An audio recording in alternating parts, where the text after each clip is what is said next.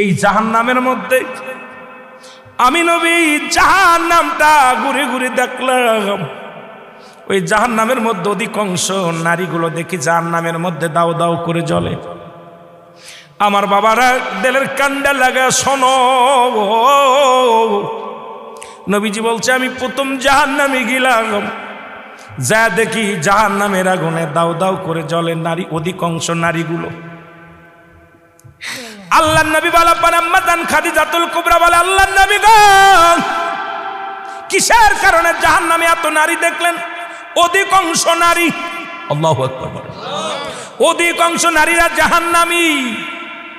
আমার নবী বললেন ওই সমস্ত নারীরা স্বামীর লানতকারী। আমার বাবারা আজকে আলোচনাটা শুনবেন, সমাজ জাতি বাঁচানোর জন্য অনেক আলোচনার দরকার। আমার বাজানেরা যে বিষয় দাবি করেছেন, সব দিক যেতে হলে আমার দরকার 4 থেকে 5টা ঘন্টা আলোচনা করা লাগবে। কিন্তু বাবা অল্প সময়ের মধ্যে আমি আপনাদেরকে নিয়ে বেশি বুঝাইতে পারবো না। নবী বলছে আমি দেখলাম অধিকাংশ নারী জাতি তারা জাহান্নামী, স্বামীর লানতকারী জাহান্নামী মহিলা। আম্মা জানাই খাদিজাতুল কুবরা বলে, নবী গো লানত কাকে বলে? লানত কাকে বলে? এ বাবার এই একটা যদি আজকে আমরা মিরাজের আলোচনা করি, এই মিরাজের আলোচনার মধ্যে শরিয়াত, তরিকত, হাকিকত, মারিফত সব বিষয়ে বিস্তারিত আলোচনা আছে। জান্নাত, জাহান্নাম, দুনিয়ার জিন্দেগি বন্দেগি সব কিছুর ভিতরে আপনি খুঁজে পাবেন। কারণ নবীজি দেখে দেখে আসছে যাগুলো, সশরীরে নবীজি যা দেখেছে এটাই তো বর্ণনা করেছেন দুনিয়ার সাহাবীদের কাছে, আম্মাজানদের কাছে, আমাদের কাছে এই লিখিতভাবে রেখে গেছেন নবীজি। আমার নবীজি রেখে গেছে, সেইগুলোই তো আমাদের জানতে হবে, বুঝতে হবে মুসলমান।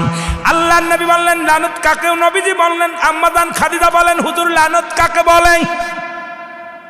লানত কাকে বলে? আম্মাজান বলার সঙ্গে সঙ্গে নবী বলেন লানত হলো ওই সমস্ত মহিলা যারা স্বামীকে অভিশাপ দেয়। স্বামীকে অভিশাপ দেয়। হয়তো আপনাদের এই শাকির মোহাম্মদপুরের বাজারের মানুষেরা হয়তো স্বামীকে গালিগালাজ করে না। আল্লাহর কসম করে বলি, যে সমস্ত নারীরা স্বামীকে অভিশাপ দেয়, ও মরে গেলেই বাঁচতাম, ওরে ছেড়ে দিলি বাঁচতাম, ওর পালে এসে শান্তি হলো না, আমার কপালে সুখ হলো না, বড়া পড়া মরে না কেন, বড়া পড়ার সংসারে এসে সুখ হলো না, এই হারামজাদার সংসারে এসে সুখ হলো না। আল্লাহর কসম করে বলি, যে সমস্ত নারীরা স্বামীকে অভিশাপ দিবে ইয়াউমেল কিয়ামতের ময়দানে বিনা হিসাবে তারা জাহান্নামে প্রবেশ করবে। জোরে বলেন আল্লাহু আকবার। আমার মারা যারা মাইকের আওয়াজ শোনেন, শুনে নেন,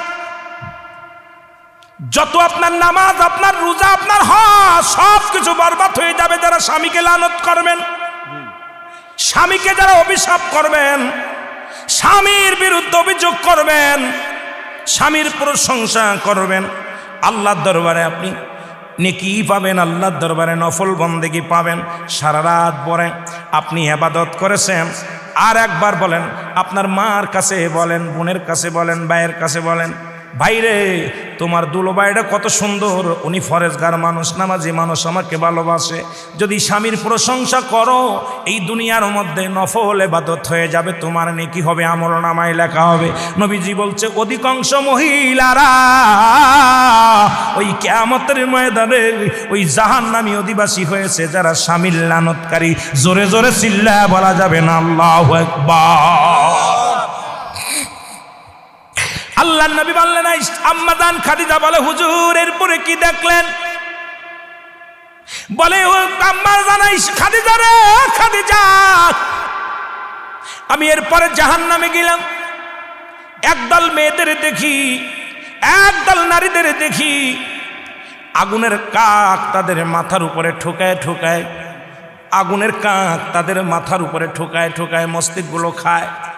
এক একটা ঠোক মারে, মস্তিষ্কগুলো গলে গলে পড়ে যায়, এক একটা ঠোকা মারে, মস্তিষ্কগুলো গলে গলে পড়ে যায়। আমার নবী বললেন, বলার পর খাদিজা বলে হুজুর হালাতটা কি? বলছে এই সমস্ত মেয়েরা যাদের চুলগুলো বেগানা পুরুষে দেখছে। এখন এই ওয়াজ যদি মিরাজের ওয়াজে গেলে শরীয়তের ওয়াজ, পর্দার ওয়াজ, হাকিকতের ওয়াজ, নামাজের ওয়াজ, নামাজও মিরাজ থেকে আসা পর হলো, পর্দার বিধানও কঠিন হলো নামাজ বাজার মিরাজ থেকে আসা পর। এখন এই মিরাজের মধ্যে ঢুকলেই তো আলোচনা বাইর হয়ে যায়, আর এই ওয়াজ করলেই তো সকালবেলা আমার হাতে হ্যান্ডকাপ পড়বে। জোরে বলেন ঠিক কি না? আমি মা বোনদের বলি, মা গো তোমার মাথার উপরে উন্নাগুলো রাখো, এই চুলের মর্যাদা দাও, চুলের দাম বেড়ে যাবে, তোমার দাম বেড়ে যাবে। আমার মারে, আমার আম্মা জান ডাকতে বলে নবী গো, তারপরে কি ডাকলেন? বলে হুজুর তারপরে কি ডাকলেন? নবীজি বলে খাদিজা রে, এরপরে একটা জাহান্নামের মধ্যে দেখলাম গায়ের মধ্যে আগুনের সাপগুলো মুড়ায় আছে, আগুনের সাপগুলো মুড়াইয়া দেহ খায়। এ মুসলমান, এমন কি গায়ের মধ্যে আগুন ধরানো? আম্মাজান বলে হুজুর কিসের কারণে একটু জানতে পারিনি। নবী বলে খাদিজা রে, এই সমস্ত মেয়েরা পাতলা কাপড় পরিধান করত, জর্জেট কাপড় পরিধান করত, তাদের পেট পিঠ দেখা যেত, বেগানা পুরুষ তাদের দিকে দৃষ্টি লক্ষণ করত, তাদের চেয়ে চেয়ে দেখত। যারা এই দুনিয়ার মধ্যে জর্জেট কাপড় পরবে, মুসলমান শুনে নেন, যে মেয়েরা পাতলা কাপড় পরিধান করবে, আল্লাহর কসম করে বলি ইয়াউমাল কিয়ামতের ময়দানে সমস্ত গায়ের মধ্যে তাদের আগুন দিয়া পোড়ানো হবে, সমস্ত গায়ের মধ্যে সাপ মোড়ায়া থাকবে। ও মুসলমান শুনে নাও, সমস্ত গায়ের মধ্যে আগুন জ্বালায়া দেওয়া হবে।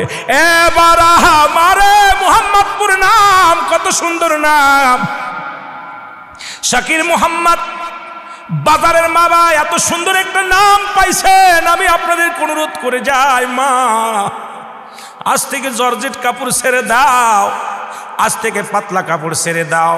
এমন কাপড় পরে পেট পিঠ সব খালি দেখা যায়, জোরে বলেন ঠিক কিনা? আমার ভাইয়েরা, আমার বন্ধুরা, আমার আম্মাজান বলেন এরপরে কি দেখলেন?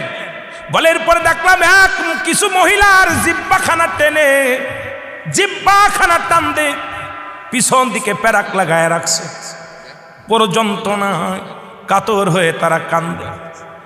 আম্মাজান বলে হুজুর এদের শাস্তির বিধান কেন? এত বড় বিপদ কেন? জাহান্নামের অনেক শাস্তি আছে, তবে কয়েকটা কথা বলে যায়। নবীজি বললেন খাদিজা রে, ওই সমস্ত মহিলাদের কথা বেড়ার বাইরে চলে গেছে। এখন যদি এই ওয়াজ করি আমার কপালে নিশ্চিত শূন্য আছে, কারণ এখন রেডিও খুললেই হ্যালো, মোবাইল খুললেই হ্যালো। মহিলাদের কথা বেড়ার বাইরে গেলে তার তালাক দেওয়া শরিয়াতের বিধান অনুযায়ী জায়েজ। এখন আজকে আপনাদের স্কুলেও 7 জন হলো মহিলা টিচার, 1 জন পুরুষ টিচার। এখন পুরুষ নির্যাতিত বাংলাদেশ, জোরে বলেন ঠিক কি না? সবই তো নবী দেখে আসছে আর বলছে। নবীর দেখা কথা মানেন কি মানেন না? জোরে বলেন মানেন কি মানেন না? ঈমান থাকবে না মানলে? কুরআন, আল্লাহর কুরআন যদি না মানেন কাফের। নবীদের হাদিস না মানলেও কাফের, জোরে বলেন ঠিক কি না? নবীদের কাছে আসে কি? ওহী। কি আসে? ওহী আসে।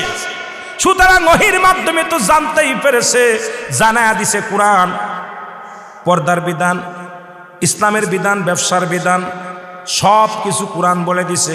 কোরআন তোমার জীবন গড়ার জন্য যা যা লাগবে, জীবন বিধান চলার জন্য যা যা দরকার সব কিছু কোরআন বলে দিছে। কিন্তু কোরআন তো পড়েন না, কোরআন তো দেখেন না, কোরআনের কথাও মানতে চান না। কারণ আমার সামানা কোরআনের কথা বললেই দোষ, জোরে বলেন ঠিক কিনা? আর একদল মানুষের দেখলেন, নবীজি বললেন একদল মানুষের দেখতেছি তাদেরকে, একদল পশুগুলো, একদল মানুষগুলো এই দুনিয়ার মধ্যে যারা অত্যাচার করে। আর একটা জাহান্নামে দেখলাম আমি একদল কাবু মানুষ, একদল কাবু মানুষ, আর একদল মোটা মানুষ, অনেক মোটা মানুষ। এই কাবু মানুষগুলো, বুক মোটা মানুষগুলোকে তাদেরকে লাথুয়া ঘুষাইয়া মারে ধরে জাহান্নামের দিকে সুরে সুরে মারতেছে। নবীজি বললেন এরা হলো দুনিয়ার মধ্যে দুর্বল ছিল। কি দুর্বল ছিল? এরা সবল ছিল না। আর সবল মানুষগুলো যারা গরিবের উপর অত্যাচার চালাইছে, যারা নির্যাতন করেছে, যারা দুনিয়ার মধ্যে গরিবের রক্ত শুষেছে, গরিবকে যারা কষ্ট দিচ্ছে, যারা সাধারণ মানুষকে যারা কষ্ট দেয়, ওই সমস্ত নেতাদেরকে জুতার বাড়ি হবে কপালে, জোরে জোরে বলেন ঠিক কিনা? মুসলমান শোনা নাও, এই জন্য বলতেছিলাম বাবাই বলে মানুষের মতো মানুষ হতে হবে রে, দাদাই বলে মানুষের মতো মানুষ হতে হবে, চাচাই বলে মানুষের মতো মানুষ হতে হবে, শিক্ষক বলে মানুষের মতো মানুষ হতে হবে, সবাই বলে মানুষের মতো মানুষ হতে হবে। আমি জানতাম পৃথিবীর মধ্যে আমি তো মানুষ, হুশ আছে আমার, নিজেরে নিজে জানছি। অ্যারিস্টটল সক্রেটিস বলে নো দাই সেলফ, নিজেকে নিজে চিনতে হবে, মানে রফার নফস, নিজের নফসকে চিনতে হবে। কেমনে চিনেছো? আজকে তো অন্যরে চিনা নিয়ে ব্যস্ত, তোমারে তুমি নিজে চিনতে পারো নাই, তোমার নিজের নিয়ে গবেষণা করতে পারো নাই। আমাদের কুষ্টিয়ার লালন বলে আপনারে চিনতে পারলে যাবে অচিনারে চিনা, নিজেরই তো চিনতে পারো নাই, অন্যরে চিনবা কেমন করে? সবাই বলতো মানুষের মতো মানুষ হতে হবে। মনে করতাম বাবারও তো হাত আছে, আমারও হাত আছে, বাবারও তো পা আছে, আমারও তো পা আছে, উস্তাদেরও যা আছে আমারও তাই আছে, তবে কেন মানুষের মতো মানুষ হতে বলেন? আজকে বুঝতে পেরেছি রে বাবা, কেন মানুষের মতো মানুষ হতে বললাম। ও মুসলমান, শুনে নেন, যারা বিদেশ থেকে ডিগ্রি নিয়ে বিএস বিশেষ ক্যাডার হইয়া এই জমিনের মধ্যে বড় বড় ডক্টরি ডিগ্রি নিয়ে, যারা MBBS করিয়া, যারা হাসপাতালে চাকরি নিল, টাকার অভাবে কিছুদিন আগে দেখলাম মুসলমানি দিতে যাইয়া, গত কয়েকদিন 1 তারিখে একটা পোলা মারা গেছে, নাম যেন কি, আয়াত নামে একটা শিশু মারা গেল টাকার জন্য। এরপরে 2 লক্ষ টাকা তার কাছে দাবি করেছে, তার বাবার কাছে দাবি করেছে। যাদের কাছে টাকার জন্য রোগী মারা যায়, যে সমস্ত ডক্টরের কাছে রোগী মারা যায় টাকার জন্য, এই ডাক্তারগুলো মানুষ না অমানুষ? এরা মানুষ, এরা কি অমানুষ? এর মানুষের মতো মানুষ হইতে বলেছিল। এ মুসলমান, যারা এত ডিগ্রি নিয়া অফিসে বইয়া, যাদের ঘুষ ছাড়া কলম চলে না, যাদের এত সরকার লক্ষ টাকা দেয়, তাদের কি দেয়, বেতন দেয়, তারপরও ঘুষ ছাড়া যাদের কলম চলে না, এই সমস্ত অফিসাররা মানুষ না অমানুষ? জোরে বলেন, মানুষ কে অমানুষ? প্রধান শিক্ষক কয়টা কথা বলতে বলেছিল, এই জন্য বলে যায় বাবা, দিলের কান্ডা লাগায় শুনে নাও। এই দুনিয়ার মধ্যে যে শিক্ষকের কাছে প্রাইভেট না পড়লে খালি ফেল। কিছুদিন আগে দেখলাম 500 ছাত্র জীবন নষ্ট করেছে, কয় ইন্টারে পাস করায়া দিব, এক একজনের কাছে 10,000 20,000 করে টাকা নিছে, সবগুলো ফেল করছে। যে ছাত্র শিক্ষকের কাছে নিরাপত্তা নাই, এই শিক্ষকগুলো মানুষ না অমানুষ? এ মুসলমান, শুনে নাও, যে সন্তানের কাছে বুড়া বয়সে বাবার কোনো জায়গা হয় না, মার কোনো জায়গা হয় না রে, যে সন্তানের কাছে বাবা মা বোঝা হয়ে যায়, বাবা মা বোঝা হয়ে যায়, এই সন্তানগুলো মানুষ না অমানুষ? আমার দেশে অনেক ভাইয়েরা আছে, রাস্তার মধ্যে দাঁড়াইয়া 20 টাকা ঘুষ খায়। মাঝে মাঝে আমারও দেওয়া লাগে, আমার ড্রাইভারের কাছ থেকে নেয়। কথা ড্রাইভার কয়, ভাইজান হুজুরে পাঠাই দি, কয় না খবরদার হুজুরে পাঠাইস নি, তোর কাছে যা আছে দে। কয় এত রাত্রি আলিকে? এ মুসলমান, শুনে নেন, 1 লক্ষ লিটার দুধের মধ্যে যদি একটু চুনা পড়ে যায়, দুধটা নষ্ট হয়ে যায়।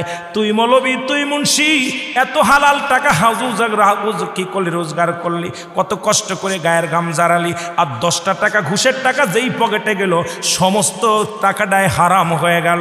তুই তোর সন্তানের হারাম খাওয়ালি, তোর মারে হারাম খাওয়ালি, তোর বাবারে হারাম খাওয়ালি। এ হারামখোর, শুনে নাও হারামখোর, এ হারামখোর, এই পৃথিবীর মধ্যে এই হারামখোরের জন্য হালাল কোন জিনিস বৈধ নয়। জোরে বলেন ঠিক কিনা? হালালখোর বান্দার বড় দাম, হালালখোর বান্দির বড় দাম, ইমানদারের বড় দাম, ইমানদারের বড় মান। ও মুসলমান, শুনে নাও, দেহটারে মোটা বানায় চলতো রাস্তা দিয়া, সুদের টাকা ঘুষের টাকা লইয়া দুনিয়ার মধ্যে অন্যায় পথে উপার্জন করিয়া তুমি দুনিয়ার মধ্যে চলো,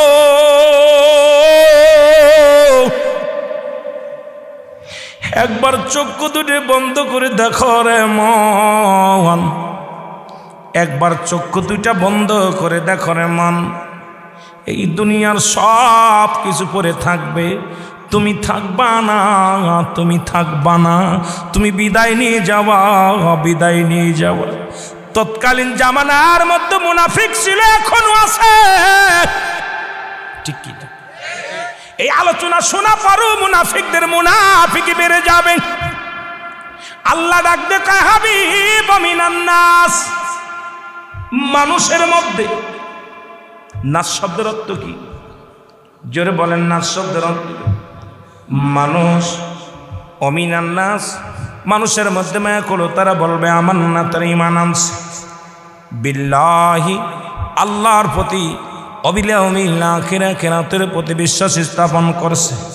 ওমা হুম বিমুমিনিন, তৎকালীন জামানাও বেঈমান ছিল, এখনো আছে। কথা কোন ঠিক কিনা? তৎকালীন জামানাও বেঈমান ছিল গো, এখনো আছে, কিয়ামত পর্যন্ত থাকবে। যারা মুসলমানদের চিরশত্রু, মুসলমান হইয়া মুসলমানদের বিরোধিতা করবে, আলেম হইয়া আলেমের বিরোধিতা করবে। কথা বলেন ঠিক কি না? ইমাম হইয়া ইমামের বিরোধিতা করবে। তৎকালীন জামানাও ছিল, এখনো আছে, কিয়ামত পর্যন্ত থাকবে। নবীর কদমের মধ্যে একদল মানুষ আসা যাওয়া করত, নবীর কাছে যা বলতো, হুজুর আমরা ইমানদার, আমরা মুমিন, আমরা মুত্তাকিন। আবার তাদের কমের কাছে ফিরে যেয়ে বলতো, হুজুর আমরা তো মুহাম্মাদের কাছে গিয়েছিলাম, মুহাম্মাদকে ধোঁকা দেওয়ার জন্যে, মুহাম্মাদের সঙ্গে আমরা উপহাস করার জন্যে। অমুসলমান শুনে নাও, তেলের কান্ডা লাগা শুনে নাও, এইরকম অনেক মানুষ আছে আজকে সমাজের মধ্যে, ইসলামকে ধোঁকা দিতে চায়, ইসলামকে ধোঁকা দিতে চায়, কোরআনকে ধোঁকা দিতে চায়, হাদিসকে ধোঁকা দিতে চায়, অথচ তাদের ধোঁকায় নিজেরা পড়তেছে। মুসলমানদের বলে যায়, আপনাদের কাছে বলে যায়, এগুলো ছেড়ে দাও, ছেড়ে দাও, এই দুনিয়ার জিন্দেগি বেশি দিন নয়, এই বন্দেগি করো, আমার মৌলার বন্দেগি করো, জিন্দেগিটা ভালো করো গো, নাই কিন্তু কবর ছাড়বে না, কবর ছাড়বে না, কবর ছাড়বে না, কবরে আযাব, কবরে আযাব কিন্তু ছাড়বে না। এই নবীজি মিরাজ থেকে আসলেন নামাজ নিয়ে গো, পর্দা নিয়ে আসলেন, নামাজ নিয়ে আসলেন, রোজা নিয়ে আসলেন, হজ নিয়ে আসলেন, যাকাত নিয়ে, যা কিছু নিয়ে আসলেন আমার নবীজি, সব কিছু আমার আল্লাহর কাছ থেকে নিয়ে আলেন, শুধু বান্দার উম্মাতের কল্যাণের জন্য। জোরে বলেন ঠিক কিনা? কিসের জন্য আসলেন? ওই নবীর হায়াতের জিন্দেগি বলতেছিলাম, এই জন্যে হায়াতি খায়রুল লাকুম, আমার নবীজি হায়াতের জিন্দেগিটা উম্মাতের জন্য কল্যাণকারক। কারণ নবী চলাফেরা করেছে, নবীজি আপনার আমার সঙ্গে কথাবার্তা বলেছে, আমার নবীজি আপনার আমার সঙ্গে কথাবার্তা বলেছে, আপনার আমার সঙ্গে চলাফেরা করেছে। নবী বলে, উম্মাতিরা রে, আমি নবী তোমাদের মাঝে আগমন করেছি, এটা আমার উম্মাতের জন্য বড় কল্যাণকারক। জোরে জোরে চিল্লায় বলা যাবে না আল্লাহু আকবার। এই নবীজির প্রথম, এ মুসলমান, এ মুসলমান শুনে নাও, আমার আল্লাহ তাআলা যখন মিরাজ দিলেন, দিদার দিলেন, মারহাবা বলেন না, আবার একটু পিছনে চলে যাই, নিয়ে রাখলেন বুরাক নামের বহন দিয়ে, এখান থেকে নবীজিকে নিয়ে রাখলেন কোথায়? মসজিদুল আকসা পর্যন্ত। আমার মুসলমান শুনে নেন, এখান থেকে নবীজিকে নিলেন রব রব প্রাণীতে। আমার বাজানেরা শোনো, বিস্তারিত আলোচনার মধ্যে যেতে পারবো কি জানি না। এখান থেকে নবীজিকে নিয়ে গেলেন, আমার নবীজিকে নিয়ে রাখলেন সিদ্ধাতুল মুনতাহায়। সিদ্ধাতুল মুনতাহা, সিদ্ধাতুল মুনতাহা শব্দের অর্থ বড়ই গাছ। কি গাছ? জান্নাতের মধ্যে একটা গাছ আছে, জাহান্নামের মধ্যে একটা গাছ আছে। নবীজি দেখে আসছেন দু চোখ ভরে। জাহান্নামের মধ্যে যে গাছটা আছে নাম হলো অমুসলমান জাক্কুম নামে কাঁটাযুক্ত গাছ। জাহান্নামের মধ্যে যে গাছটা আছে দরজার মধ্যে লাগানো, এই গাছটার চেহারা সুরত বেল গাছের মতো। বেল গাছের মধ্যে যেমন অসংখ্য কাঁটা, এই জাহান্নামের গেটের মধ্যে যে গাছটা আছে সেই গাছটার নাম হলো জাক্কুম নামে কাঁটাযুক্ত গাছ। এই মানুষ খা গাছ জঙ্গলে শুনেছেন, আফ্রিকার জঙ্গলের মধ্যে গাছ আছে। এই গাছে যেমন মানুষগুলো খেয়ে ফেলে, তদ্রূপ ওই জাহান্নামের ওই গেটের মধ্যে ওই গাছটা ধরে ধরে গিরাজ করে ফেলবে। আর সিদরাতুল মুনতাহা বড়ই তলা। কোন জিবরিল আমিন বলে, হুজুর আমার মনে বড় দুঃখ, আমি আজ পর্যন্ত আমি আমার মাওলার দেখি নাই। কার থেকে হুকুম আনি, কার থেকে হুকুম নিয়ে আসি? হুকুম শুধু আনি আর দিয়ে যায়, এক একজনের কাছে পৌঁছাই দিয়ে যায়। আজ পর্যন্ত দেখি নাই। জিবরিল আমিন আল্লাহর নবী বলে, জিবরিল রে খোঁজো আমার আল্লাহরে। আল্লাহরে খুঁজতে যাইয়া জিবরিল আমিন সাততলা জমিন ঘুরলেন, জান্নাত জাহান্নাম ঘুরলেন, সব জায়গা ঘুরলেন। আল্লাহ যেখানে যায় দেখে নবীজি। বাবা আমি আলোচনাটা অনেকবার করেছি, শুনে নেন বাবা। নবীজি যায়, আল্লাহর যে নবী জিবরিল আমিন আল্লাহর নবীজিকে দেখলেন। জিবরিল আমিন দেখে জান্নাতের গেটের মধ্যে নবী, জাহান্নামের পাশে নবী, উম্মতের মায়ে কান্দে। প্রথম আসমানে নবী, দ্বিতীয় আসমানে নবী, তৃতীয় আসমানে নবী, চতুর্থ আসমানে নবী, পঞ্চম আসমানে নবী, ষষ্ঠ আসমানে নবী, সপ্তম আসমানে নবী। জোরে বলেন মারহাবা। জিবরিল আমিন আমার নবীর কাছে চলে আসলেন। আমার নবী বলে, জিবরিল রে তুমি কি আমার মাওলার ঠিকানা পাইছো, মাওলার দেখেছো? বলে, হুজুর বেয়াদবি মাফ করবেন, আমি প্রথম আসমানে গেলাম দেখলাম আপনাকে, দ্বিতীয় আসমানে গেলাম দেখলাম আপনাকে, তৃতীয় আসমানে গেলাম দেখলাম আপনাকে, চতুর্থ আসমানে গেলাম দেখলাম আপনাকে, পঞ্চম আসমানে গেলাম দেখলাম আপনাকে, ও নবী গো সপ্তম আসমানে দেখলাম আপনাকে, জান্নাতের ভিতরে দেখলাম আপনাকে, জাহান্নামের গেটেও কাঁদতে দেখেছি আপনাকে। আর রব্বে হাবলি উম্মতি বলে, নবী গো আমি আজকে আল্লাহকে সরাসরি দেখতে পারি নাই। আমার নবী ডাকতে বলে, জিবরিল রে শুনে নাও, আল্লাহ দেখার একমাত্র ঠিকানা আমি নবী রাহমাতাল লিল আলামিন। এই জন্য নবীর কথা বলতে গেলেই মনে হয় আমার নবী বলতেছে হায়াতি খায়রুল লাকুম। আমার নবী বলেন আমার হায়াতের জিন্দেগি, এ মুফতি মুহাদ্দিস সাহেবরা শোনো, নবী বলেন আমার হায়াতের জিন্দেগিটা আমার উম্মতের জন্য কল্যাণকারক।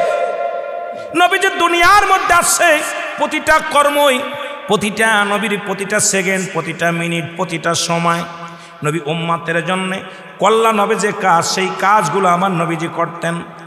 জোরে জোরে চিল্লায় বলেন মারহাবা, আরো জোরে বলেন। ও মুসলমান ওফাতি খায়রুল লাকুম, আমার নবীজির ওফাত দিবস, নবীজি দুনিয়া থেকে বিদায় হয়ে গেছে, এটা উম্মতের জন্য কল্যাণকারক। মারহাবা বলেন আরো জোরে। পৃথিবীর মধ্যে আগমন করেছে প্রতিটা কর্মের মধ্যে নবী। ও মুসলমান শুনে নেন, সুতরাং আজকে আমরা যারা নবী চিনলাম না, নবীর মিরাজ বুঝলাম না, নবীর আদর্শ বুঝলাম না, ও মুসলমান মিরাজ থেকে ঘুরে আসলেন নবীজি। কোথায় আমি আলোচনাটা রাখলাম, মনে রাখবেন মাঝে আমার মেন সাবজেক্টই মিরাজের দিকে যেতে হবে, আলোচনার দিকে যেতে হবে। নবীজি এসে বলেন আম্মাজান খাদিজাতুল কুবরার বলে, আম্মাজান খাদিজারে বলেন, খাদিজারে আমি দেখলাম জাহান্নামে গেলাম, ওই 7টা জাহান্নাম ঘুরে ঘুরে দেখলাম। আল্লাহ তাআলা জাহান্নামীদের জন্য 7টা জাহান্নাম নির্ধারিত করেছেন।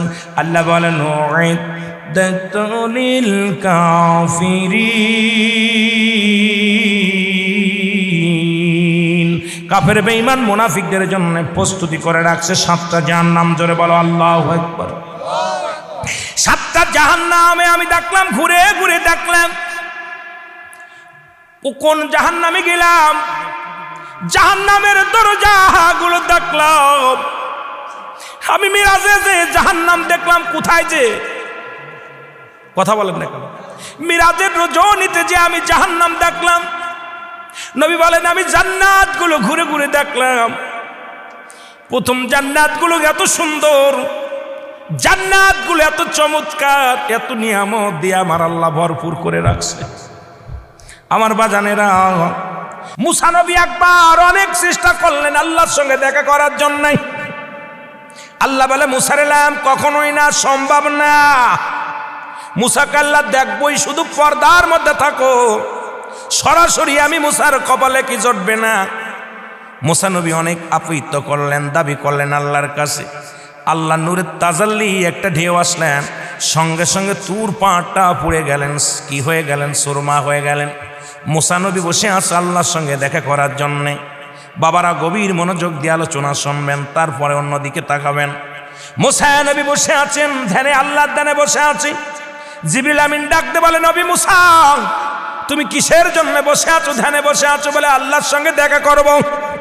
আমার আল্লাহর সঙ্গে প্রায়ই দেখা হয়, কথা হয়, তবে পর্দার আড়ালে আমি সরাসরি আল্লাহকে দেখি নাই। আল্লাহ কাজ পর্যন্ত আমি মুসা সরাসরি দেখতে পারি নাই। আমি চামড়ার চোখ দিয়ে দেখতে চাই। মোজবাদান শুনেলেন, দেলের কান্ডা লাগায় শোনেন। জিবরিল আমিন বলে, মুসা রে তুমি তাকায় দেখো, চোখ দুটো খুলে দেখো তুমি কোথায় আসো? তুমি জমিনের মধ্যে বসে আসো। মুসা নবী তাকায় দেখে রে, পরে সমস্ত পাহাড়গুলো সুরমা হয়ে গেছে পড়ে। মুসা আলাইহিস সালামের গায়ের একটা পশম পড়ে নাই। জোরে বলেন মারহাবা। মুসা আলাইহিস সালাম ডাকতে বলে, আমার আল্লাহ তুমি কখন আসলে, কখন দেখা হলো? তুমি কখন আসলে আর কখন দেখা হলো? আল্লাহ কয়, মুসা রে আমার নূরের তাজাল্লির ঢেউ সহ্য করার মতো ক্ষমতা আমি তোমার দান করি নাই। যত নবী, যত গাউস কুতুব যাদেরকে আমি দুনিয়ার মধ্যে পাঠাইলাম, এই ধৈর্য ধারণ করার ক্ষমতা, আমার নূরের তাজাল্লিটা সহ্য করার ক্ষমতা একমাত্র আমি দিয়েছি আমার নবী রাহমাতাল লিল আলামিনকে। জোরে বলেন মারহাবা। আর একটু জোরে বলেন আল্লাহু আকবার। রহমতের নবী ডাক দিয়ে বলেন, খাদিজা রে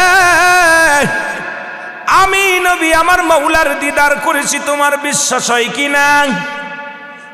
খাদিজা বলে, ইয়া রাসূলুল্লাহ, ইয়া হাবিবাল্লাহ, পৃথিবীর কে মানুষ আর মানুক আর না মানুক, আমি মানি আমার নবী রাহমাতুল লিল আলামিন। আপনি আলামিন, সত্যবাদী নবী গো, আপনি মিথ্যা বলতে পারেন না। আপনার দিদার, আপনার মিরাজ সত্য, এর মধ্যে কোনো সন্দেহ নাই। নবী গো আমি মানি আপনি সত্য বলেছেন। আমার নবীজি অমুসলমান চলে গেলেন আবু বকরের কাছে। হযরত আবু বকর ডাক দিয়ে বলে, নবী গো আপনি মিরাজের কথা বললেন, কি কি দেখেছেন? সব কিছু দেখেছেন। নবী বলে, এগুলো দেখলাম, আল্লাহর সঙ্গে কথা হলো, জান্নাত দেখলাম, জাহান্নাম দেখলাম, আল্লাহ পাকের সত্তালা জমিন আমি গুইরা গুইরা দেখলাম রে। আল্লাহর সঙ্গে আমি আলাপ করেছি। আবু বকর রাদিয়াল্লাহু তাআলা আনহু বলে, হুজুর আমি মানি। আমার নবী বলে, আবু বকর রে এত বড় সত্য তুমি কেমনে মানলাম? বলে, হুজুর জীবনে তো আল্লাহকে দেখি নাই। আপনি যেদিন বলেছিলেন আল্লাহ বলতে একজন আছে, যখন কালেমা পড়াইলেন, লা ইলাহা নাই কোন ইলাহা ইল্লাল্লাহু এক আল্লাহ ছাড়া, মুহাম্মাদুর রাসূলুল্লাহ সাল্লাল্লাহু আলাইহি ওয়াসাল্লাম। নবী গো সেদিন তো আমি কখনো বলি নাই, আমি তো অস্বীকার করি নাই আল্লাহ একজন আছে, আপনি তার প্রেরিত রাসূল, সেদিন তো আমি কোনো দ্বিধা দ্বন্দ্ব করি নাই। এত বড় সত্য যদি আমি স্বীকার করে নিতে পারি, আমার নবী মিরাজ করেছে, এর মধ্যে কোনো সন্দেহ নাই। আমার নবীর মিরাজ আমি মানি। জোরে জোরে চিল্লায় বলেন মারহাবা।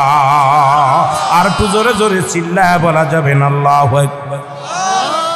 নবী চলে গেলেন কোথায়? বালকদের মধ্যে হযরত আলীর কাছে। আলী বলে, হুজুর পৃথিবীর কেউ মানুক আর না মানুক আমি মানি, কারণ আমার নবীর দিদার হয়েছে, আল্লাহর সঙ্গে দেখা হয়েছে, জান্নাত দেখেছে, জাহান্নাম দেখেছে। কেউ না মানলো আমি মানি গো নবী। নবী চলে গেলেন যায়েদের কাছে, গোলামদের মধ্যে যায়েদের কাছে। যায়েদ বলে, ইয়া রাসূলুল্লাহ, ইয়া হাবিবাল্লাহ, পৃথিবীর কেউ মানুক আর না মানুক, আপনি আল্লাহর সঙ্গে দিদার হয়েছে, কথা হয়েছে, কেউ মানলো ভালো, না মানলো ভালো, তবে আমি মানি আমার নবী রাহমাতুল লিল আলামিন সত্য বলেছে, রাসূল আমার সত্য বলেছে, আল্লাহর সঙ্গে সাক্ষাৎ হয়েছে। জোরে বলেন মারহাবা। এ মুসলমান গভীর মনোযোগ। কিন্তু এই জামানা একজন বেঈমান গো। এখন যেমন নবীর শান শুনলে কিছু মানুষের চুলকানি বাড়ে, নবীর কথা শুনলেই কিছু মানুষের চুলকানি বাড়ে। কথা কন। নবীর মিলাদ পড়তে গেলে চুলকানি বাড়ে, নবীর মিলাদের কথা শুনলেই চুলকানি বাড়ে, তাদের তো মিরাজের কথা শুনলেই মাথা নষ্ট হয়ে যায়। দুনিয়ার মানুষ শুনে নাও, তৎকালীন জামানায় একজন ব্যক্তি মুসলমান, উনি কি করলেন, নবীর মিরাজ অস্বীকার করলেন।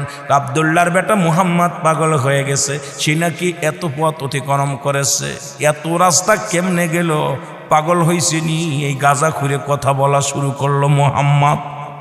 আব্দুল্লাহর বেটা মুহাম্মদ আমাদেরকে ধোঁকা দিতেছে, আমাদেরকে ভুল পথে পরিচালনা করে। উনি বাজারে গেলেন, সোনারঘাট বাজারে গেলেন, কথার কথা বলতেছি বাবা, বাজারে যে বিশাল একটা মাছ কিনলেন, আল্লাহু আকবার বলুন। এই মাছটা কিনে হাতের মধ্যে নিয়ে রওনা হয়ে গেছে। যে ডাকে সেই বলে, ভাই এত বড় মাছ কিনছো কেন, শুনছো নি? কারণ আব্দুল্লাহর বেটা মুহাম্মদ সে নাকি 7 জমিন বেদ করে আল্লাহর সঙ্গে কথা বলেছে, তাও নাকি কয়েক মিনিটের মধ্যে। ওনার বিছনাটা গরম ছিল, যে বিছনা থেকে উঠে গেছে ওই বিছনাটা নাকি তার গরম ছিল, যে দরজাতে বাইর হয়ে গেছে, দরজার বাজান শিকলটা নাকি নড়াচড়া করতেছিল। আরে বাবা কি শুনাইলা, আব্দুল্লাহর বেটা মুহাম্মদ তো ঈমান হারায়া ফেলছে আমাদের। উনি নাকি আল্লাহর সঙ্গে কথা বলেছে, দিদার করেছে, যার ঘোড়া লাগে নাই, চাবুক লাগে নাই, কোনো উঠার কোনো বস্তু যন্ত্র নাই, তবে আব্দুল্লাহর বেটা মুহাম্মদ নাকি সশরীরে আল্লাহর সঙ্গে দিদার করেছে। জোরে জোরে চিল্লায়া বলা যাবে না আল্লাহু আকবার। সবাইকে বললেন আব্দুল্লাহর বেটা মুহাম্মদ ঈমান হরণ করা শুরু করেছে। এখন ঈমান তো চলে যাবে, ঈমান থাকবে না। উনি বাড়ি গেলেন, বাড়ি যা বিবিরে ডাক দেখায়, বিবিরে জলদি করে মাছটা কোটে আমি গোসল করে আসি, গোসল করে এসে মাছটা খাবো। আল্লাহু আকবার বলেন না। উনি গোসল করতে চলে গেলেন, ওনার লুঙ্গিখানা গামছাখানা উপরে রাখিয়া যখন নদীতে যায় একটা ডুব দিলেন, ডুবটা দেওয়ার সঙ্গে সঙ্গে পুরুষ থেকে মহিলা হয়ে গেছে। জোরে জোরে চিল্লায়া বলা যাবে না আল্লাহু আকবার। সঙ্গে সঙ্গে পুরুষ থেকে মহিলা হয়ে গেছে। ওই নদী দিয়ে যাইতেছিল এক সদাগর। এই সদাগর কি করলেন, দেখলেন পানির মধ্যে এক সুন্দরী নারী। চিন্তা করে কত ব্যবসার কাজে পানির নদী দিয়ে গেলাম, জীবনে এত সুন্দরী নারী দেখি নাই, এত সুন্দর রূপবতী গুণবতী এত সুন্দর নারী জীবনে দেখি নাই। আস্তে আস্তে করে সদাগর নৌকা বিরাইলেন। আমার ভাইয়েরা, আমার বন্ধুরা আমার, উনি আস্তে আস্তে করে নৌকাটা বিরাইলেন। বিরানোর পর ওনার কাছে গেলেন, কাছে যাওয়ার পর ওই মহিলাটাকে টেনে হিঁচড়ে নৌকার মধ্যে উঠাইলেন, উঠায় বাড়ি নিয়ে গেলেন। বাড়ি নিয়ে যে কাজী দিয়া বিয়ে পড়াইলেন। বিয়ে পড়াইয়া মুসলমান 1 নয় 2 নয় 12 বছরের সংসার করলেন। কত বছর? জোরে বলেন কত বছর? 12 বছরের সংসার করলেন। ওই সংসারের মধ্যে 10 জন ছেলে মেয়ে হলো। কয়জন? 10টা ছেলে মেয়ে হলো। 12 বছর পরে একদিন অনেক বিস্তারিত আলোচনা, শুধু নবীরকে মিরাজ করেছে বিশ্বাস করানোর জন্যে। কথাটা আমি আপনাদেরকে বলে যায়, মুসলমান শুনে নেন।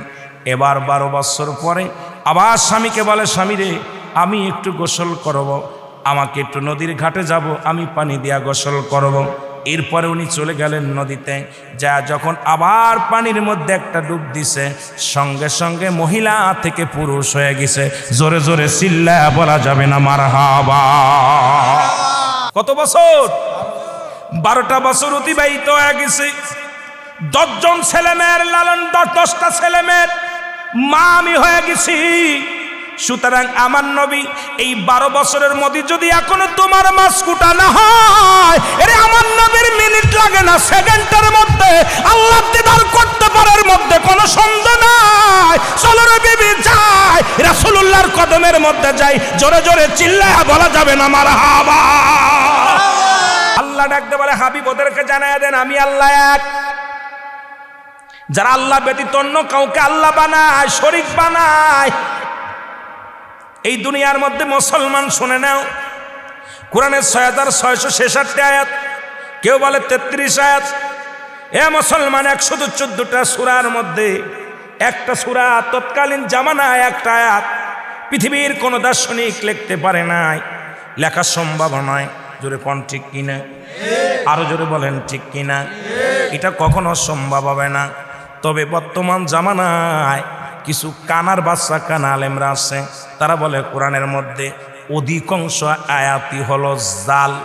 কারণ তারা জানে মুসলমানদের ঈমান হরণ করতে লাগলে আগে কোরআনের পর হাত লাগাতে হবে, কোরআনের উপর হাত লাগাতে হবে। কারণ কোরআনকে তারা বেশি মানে, কোরআনকে তারা মানে। এই কোরআন নাম শুনলেই হয় পুরাণ। এত সুন্দর কোরআন কাটে আল্লাহ পাক, আমার আল্লাহ পাক ও মুসলমান আমার হাবিবের কাছে পাঠাইলেন মানব জাতির হেদায়েতের জন্য, কল্যাণের জন্য কোরআন পাঠাইলেন। এই জন্য বলতেছিলাম, তারা বলতেছিল যারা অন্যর কাছে সাহায্য চায়, খ্রিস্টান, বৌদ্ধ, নাসারা, ইহুদি, মুসলমান, হিন্দু সম্প্রদায়, পৃথিবীর মধ্যে অন্যান্য জাতিরা, আমাদের মধ্যে অনেক মুসলমান জাতিরা ঈমান হারায় ফেলেছে। আল্লাহ বলে হাবিবরে জানায়া দাও আমি আল্লাহ এক, এই পৃথিবীর মধ্যে কারো জন্ম দিই নাই, কারো থেকে জন্ম নিই নাই। আর আসমান জমিনের মধ্যে আমার সমতুল্য, আমার সমকক্ষ আর কেউ নাই। জোরে জোরে বলেন ঠিক কিনা? আর একটু জোরে জোরে চিল্লায় বলো আল্লাহু আকবার। তাহলে কোথায় আজকে অবস্থান করেন দেখেন। এতদিন তো রাসূলকে নিয়ে কটাক্ষ করেছে, ইসলাম ধর্মটাকে শেষ করার জন্য পায়ে তারা শুরু করেছিল। বর্তমান জামানায় কোরআনকে নিয়ে, কোরআনটাকে শেষ করে দেওয়ার জন্য পায়ে তারা চলে মুসলমান। এখনো সময় আছে। এই জন্য তৎকালীন জামানায় মুসলমানদের উপরে, কোরআনের হাফেজের উপরে আঘাত চলতো বেশি। কোরআনের হাফেজদেরকে প্রায় যুদ্ধে শেষ করে দেওয়া হতো বেশি।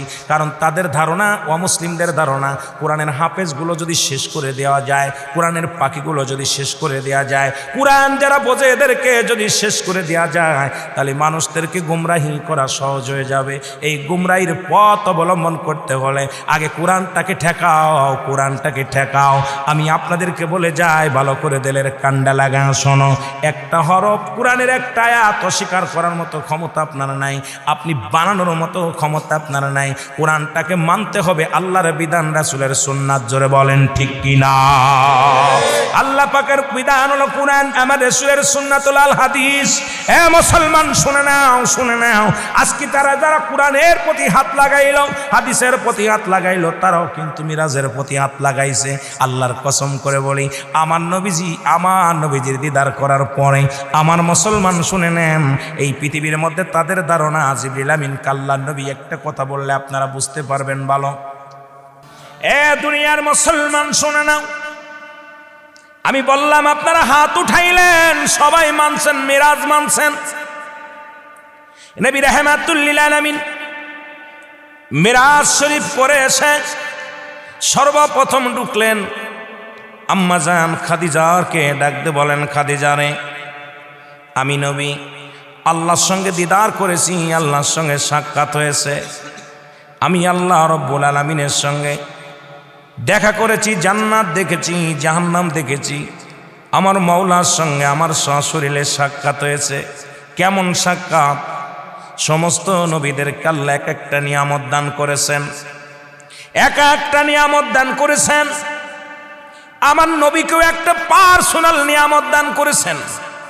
যখন আল্লাহ তাআলা অন্যান্য নবীদেরকে নিয়ে বলছে, হাবিব, নবীদেরকে বলছে, ও বন্ধু তোমরা কি চাও, পার্সোনাল এক একটা নিয়ামত আমি আল্লাহ দান করব। তোমাদের জন্য পার্সোনাল এক একটা নিয়ামত রেখে দিছি। কিন্তু আমার নবীকেও নিয়ে আল্লাহ পাক কোনো পর্দা নাই, পাশাপাশি বসছে। মারহাবা বলেন। এরে আদম বাদান, যিনি কোথায় মুসা আলাইহিস সালাম আল্লাহর সঙ্গে দেখা করার জন্য অনেক চেষ্টা করেছে, আল্লাহ বলছিলাম কখনোই না। ঈসা নবী বলছে, আল্লাহ বলছে না। বাজান ইব্রাহিম নবী বলছিলাম কখনোই না, সম্ভব নয়। যত নবী সরাসরি দেখার জন্য আফসোস করেছে আমার আল্লাহ। আমার আল্লাহ বলছে, অয় নবীগণ শোনো, আমার নূরের তাজাল্লি, এটা দেখার মতো ক্ষমতা, এটা দেখার মতো, এটা ধৈর্য ধারণ করা, এটার পাওয়ার শক্তি, ধৈর্য ধারণ করা, এই ক্ষমতা আমি আল্লাহ তোমাদের দিই নাই, একমাত্র দিয়েছেন আমার নবী রাহমাতুল লিল আলামিনকে। জোরে জোরে বলেন মারহাবা। যা পৃথিবীর মধ্যে কোনো নবীরে দেন নাই। আপনারা শুনলে খুশি হবেন, সমস্ত নবী যখন আল্লাহ দিদার থেকে বঞ্চিত হয়েছেন, সরাসরি পর্দার মধ্যে পর্দার মধ্যে থেকে আলাপ করেছেন। আমার হাবিবকে যেদিন দিদার দিলেন, মিরাজ গেলেন, আমার আল্লাহ তাআলা পর্দা ছাড়া নবীর সঙ্গে সরাসরি আলাপ। সুবহানাল্লাহ বলেন না? আর একটু জোরে জোরে চিল্লায় বলেন আল্লাহু আকবার। পর্দা ছাড়া আলাপ হলেন। আমার আল্লাহর নবীকে আল্লাহ রাব্বুল আলামিন ডাক দিয়ে বলে, হাবিব, প্রতিটা নবীকে এক একটা নিয়ামত আমি দান করেছি, আপনি কি চান বলেন, আপনি আমার কাছে কি চান? নবী সেদিনও কেঁদেছিলেন, ইয়া রব্বি হাবলি উম্মতি। জোরে জোরে চিল্লায় বলা যাবে না মারহাবা। ও নবী গো, আমরা গুনাহগারে বলো সালাতো সালাম জানাই, সালাতো সালাম জানাই আপনার পরে। বলেন সালাতো সালাম জানাই, সালাতো সালাম জানাই আপনার। ও নবী গো, আমরা গুনাহগারে বলো, আমরা গুনাহগার গো নবী, আমরা গুনাহগারে বলো, আমরা গুনাহগার গো নবী গারে। ও নবী গো, ও নবী ও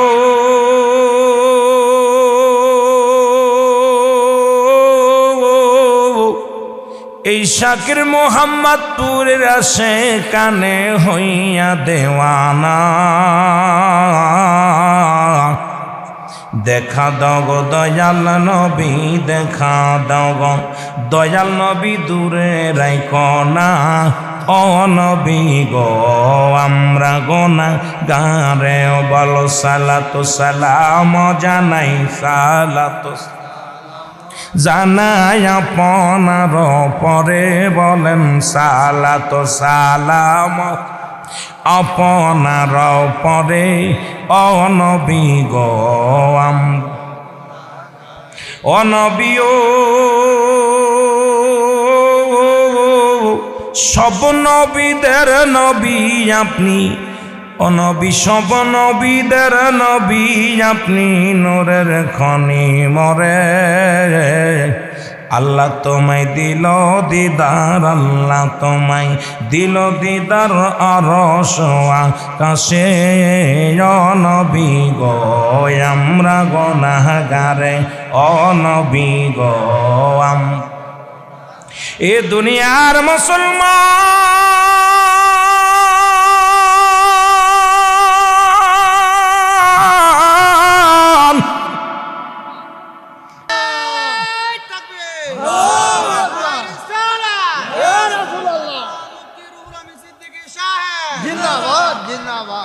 বিবিরে, আমার জীবনে 12 বছর কাটছে, 10টা ছেলে মেয়ে হয়েছে, এখনো মাছের আশ ফেলা হয়নি।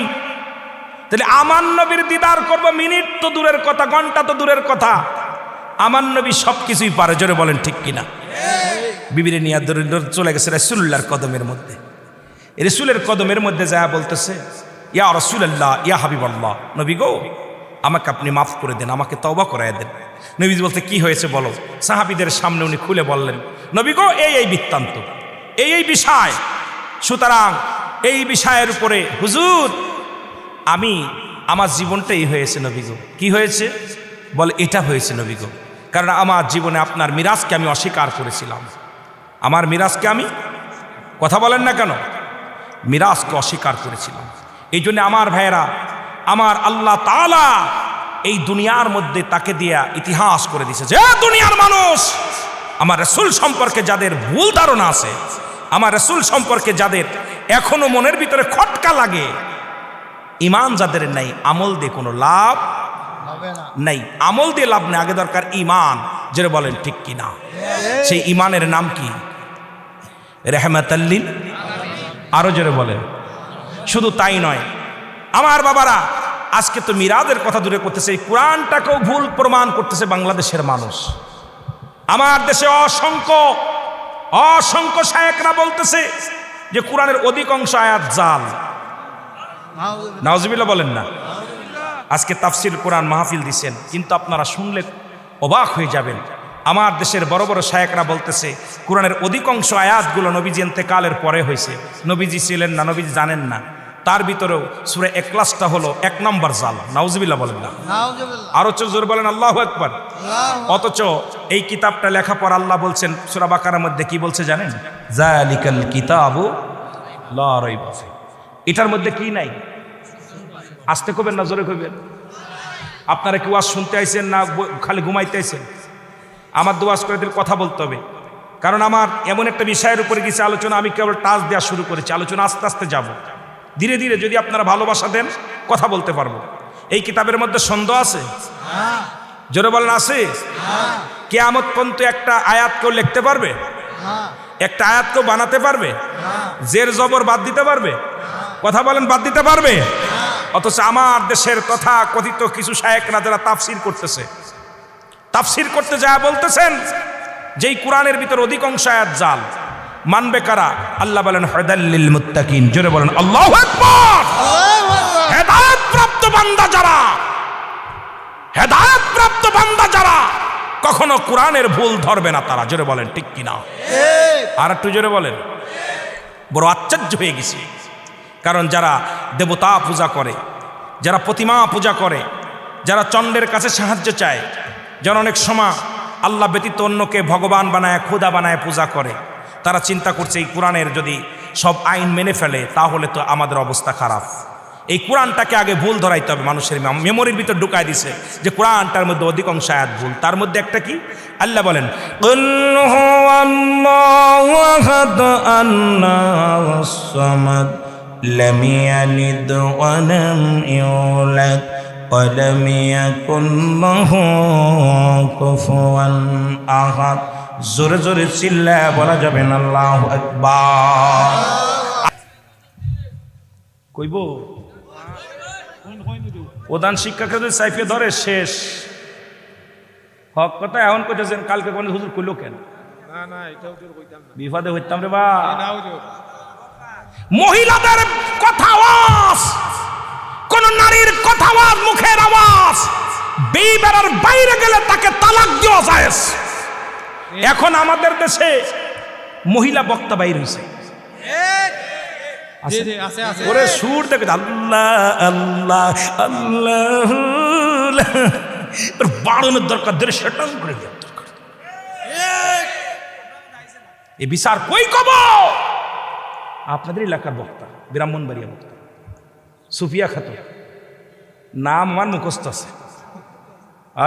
আরে ব্রাহ্মণবাড়িয়ার বক্তা।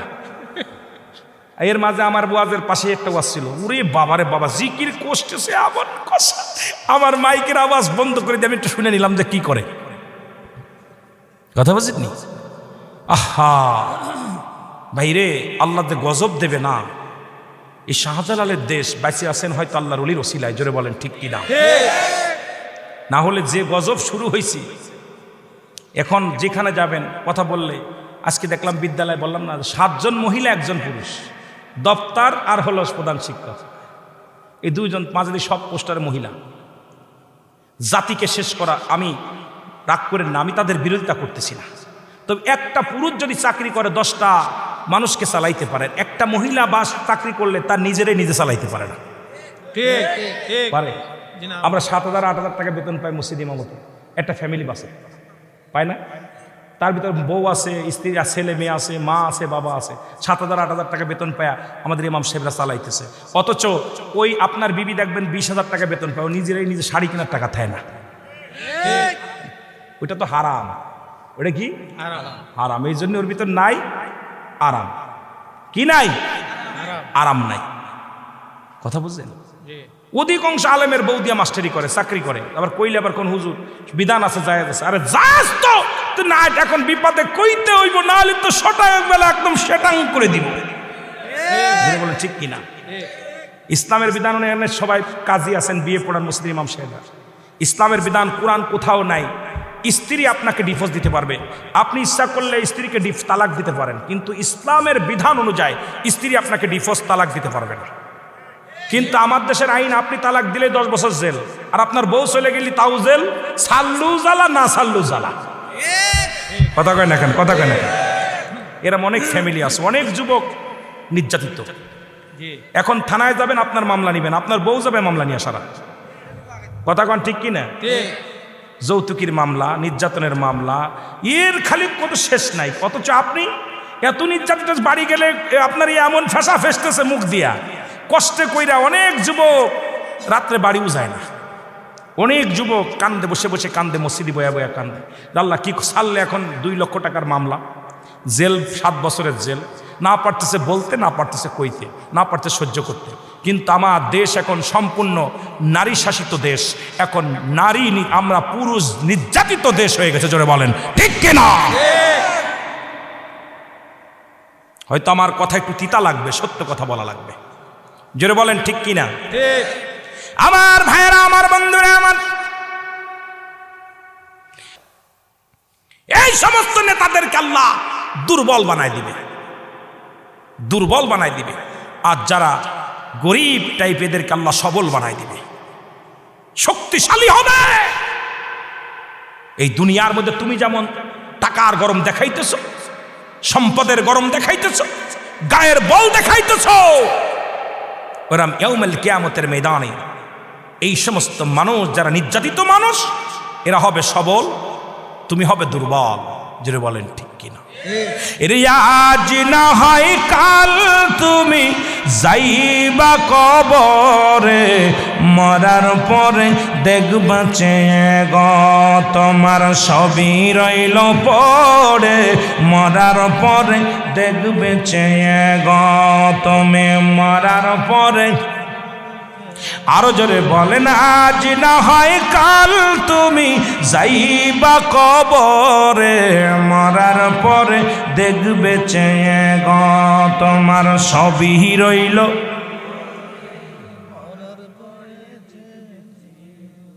কুল্লু নাফসিন যায়িকাতুল মউত, প্রতিটা প্রাণীরই, কথা কয় না, মরবেন না।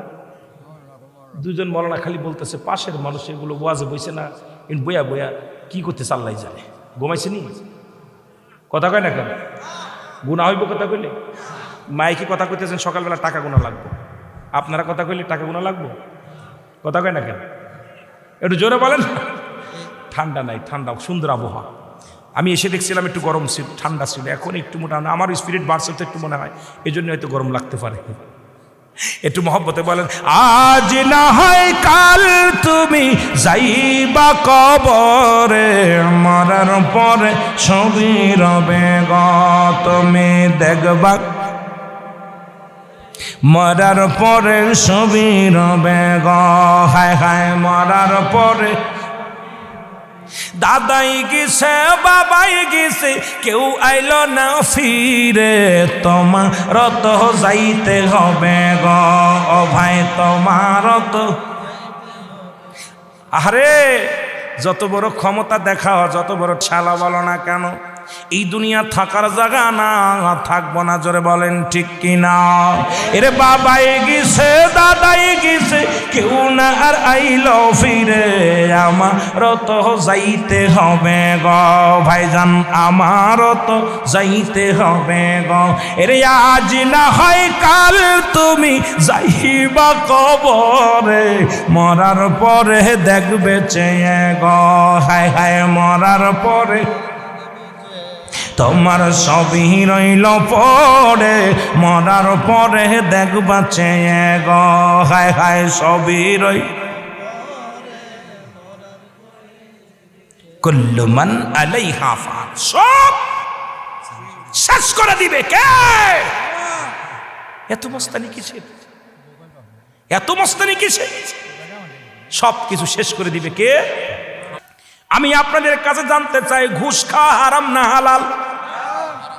জোরে কবেন, নাচতে কবেন। সুদ খাওয়া হারাম না হালাল? জোরে কোন? সুদখোর মার সঙ্গে জিনাখোর, কথা কয় না। এখন সুদখোর বাদ দিলে গ্রামে কয়েকটা লোক হয়তো পাবেন, বাকি মানুষের সুদের মধ্যে, ঘুষের মধ্যে। আপনাদের কাছে জানতে চাই, শুয়োরের গোশত হালাল না হারাম? সত্যি করে কর। সুদ খা, ঘুষ খা, আরো জোরে। তাহলে যে সমস্ত ঘুষখোর আছেন, সুদখোর আছেন, এই শাকির মোহাম্মদপুর বাজারে যদি গরুর গোশত, গরু কুরবানি হয়, গরু জবাই করা হয়, একটা টুকরা গোশত তাদের কিনতে দিবেন না, কারণ শুধু খাওয়া হারাম, শুয়োরের গোশত খাওয়াও হারাম। খাবা সুদ কিংবা গরুর গোশত চলবে না, খাবা ঘুষ কিংবা মসির গোশত চলবে না, খাবা ঘুষ খাবা সুদ কিংবা ছাগলের গোশত কিনা চলবে না। তোমাদের জন্য বৈধ হলো খিনজিরের গোশত। জোরে বলেন ঠিক কিনা? কষ্ট পাচ্ছেন? আপনাদের গ্রামে যারা সুদ খায় ঘুষ খায় চেনেন না? এই যে আজকে নামটা লেখছে আলহাজ জনাব সুরুজ মিয়া, 2-4 লক্ষ টাকা খরচ করলে আলহাজ লিখতে হয়। যদি ওনার নামের আগে হাজিনা লিখতে উনি রাগ করতো। যারা বলেন ঠিক কিনা? কামেল পাস মৌলানারা যদি মৌলানা না বলে রাগ করে, হাফেজ সাহেব যদি হাফেজ না বলেন রাগ করে, ঠিক কিনা? কথা কয় না কেন? তদ্রূপ আপনাদের গ্রামে যারা আছে সুদখোরের, কালকে থেকে বলে সুদখোর গিয়াসউদ্দিন, সুদখোর রুহুল আমিন, ঘুষখোর রুহুল আমিন, কারণ জিনাখোর রুহুল আমিন, এই নাম ধরে ডাকবেন। কালকে থেকে নাম পরিবর্তন হয়ে যাবে, তাদের টাইটেল হবে ঘুষখোরের টাইটেল হবে ঘুষখোর, সুদখোরের টাইটেল হবে সুদখোর, জিনাখোরের টাইটেল হবে জিনাখোর। আর ওদের জন্য আজকে গরুর গোশতের দাম বাড়ছে। গরিব মানুষের জন্য ভ্যান চালক, রিক্সা চালক গোশ খাইতে পারবে, কারণ 100-200 টাকা কেজি হবে। ওরা হারাম টাকা জোগাড় করে ব্যাগ দিয়ে দেখায় 10 কেজি গোশ পাঠায় দিস। গরিব মানুষ ছায়া ছায়া দেখে আর কাল্লা আমার গরিব বানাইছো, আমার দেখা ছাড়া আর কিনার সাধ্য নেই। যেরকম ঠিক কিনা? তাহলে এই সুদখোর আর ঘুষখোরের জন্য স্পেশাল খিনজিরের গোশত খাওয়ানো লাগবে।